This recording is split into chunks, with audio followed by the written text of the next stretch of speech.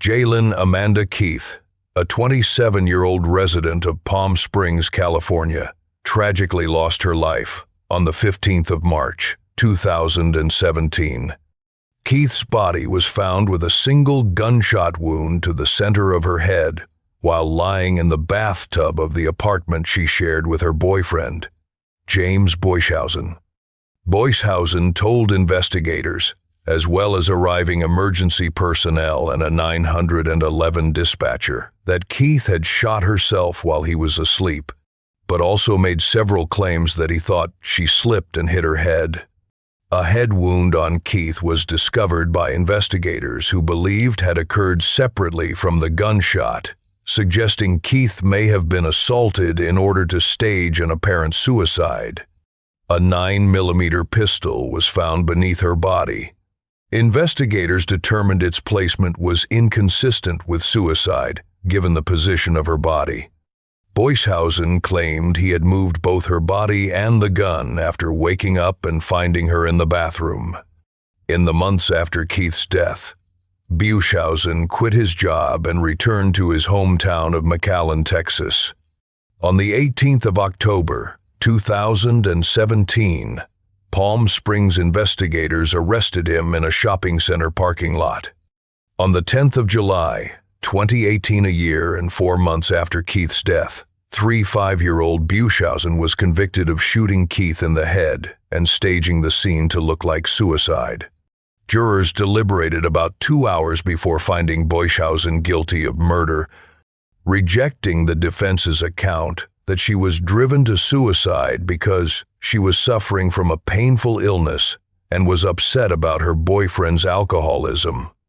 In her closing statement, Assistant District Attorney Michelle Paradise told jurors that Keith had displayed no suicidal tendencies and had told family and friends that she feared her boyfriend might harm her. Paradise questioned Boyshausen's account of the morning of the shooting, particularly his claim that he spent 10-20 minutes searching for Keith after waking to a popping sound he thought came from the air conditioner. Paradise emphasized that the apartment was about 430 square feet and that the bathroom would have been visible from the couple's bed. She also described Boyshausen as a gun enthusiast who regularly went shooting and should have known what a gunshot sounds like. Paradise told jurors that the couple's relationship was deteriorating over Boyshausen's alcoholism, which led him to undergo rehab stints and triggered several arguments between the two.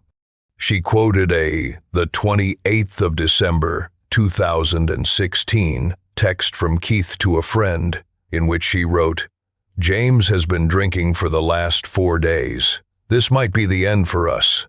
This tops it all."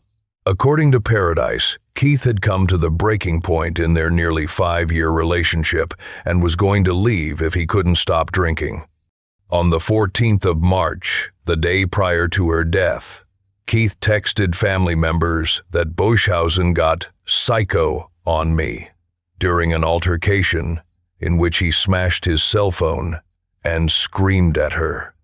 Keith was going to tell him she was leaving him after he sobered up and said she was afraid things would get physically bad when she told him, according to the prosecutor.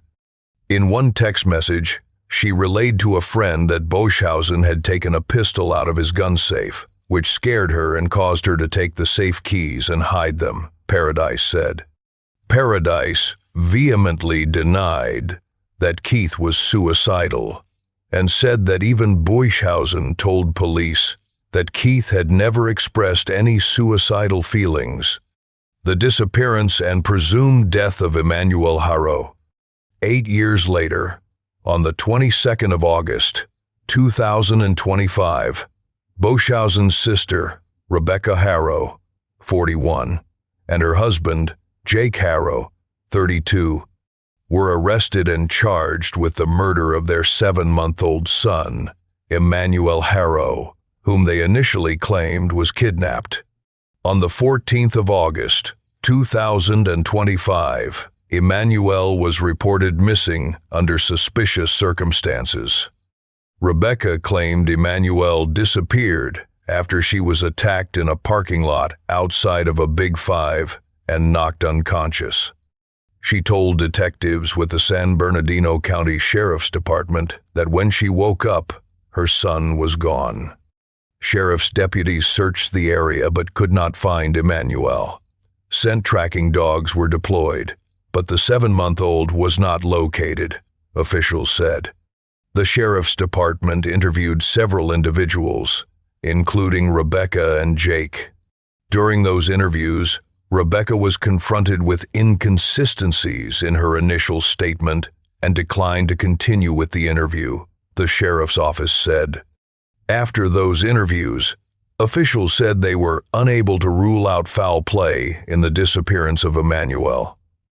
Since then, officials have conducted extensive searches in the areas of Yucaipa and Cabazon and have also served several search warrants at the Haro home. Authorities are also reviewing a large amount of surveillance video from the areas of interest. Authorities have said both the parents have stopped cooperating with the investigation. Despite law enforcement statements, Jake Haro's attorney, Vincent Hughes, who is representing Jake in a separate case, claimed the family is still cooperating, and Rebecca Haro only refused to take a polygraph when it was requested by law enforcement. Hughes argues that Rebecca's inconsistencies and conflicting statements were a result of her overwhelming grief and stress over her missing son. Court records revealed Jake Haro was convicted in June 2023 of willful child cruelty for an incident involving another child in Hemet, California. He's due to appear in court on the 2nd of September 2025 for a violation of his probation, and Hughes is defending him in that case.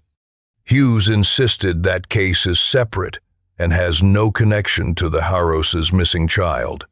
Jake has a criminal past, Hughes said.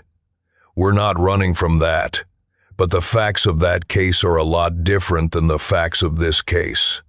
And one crime doesn't mean that you've committed every other crime known to man, especially to take your own child.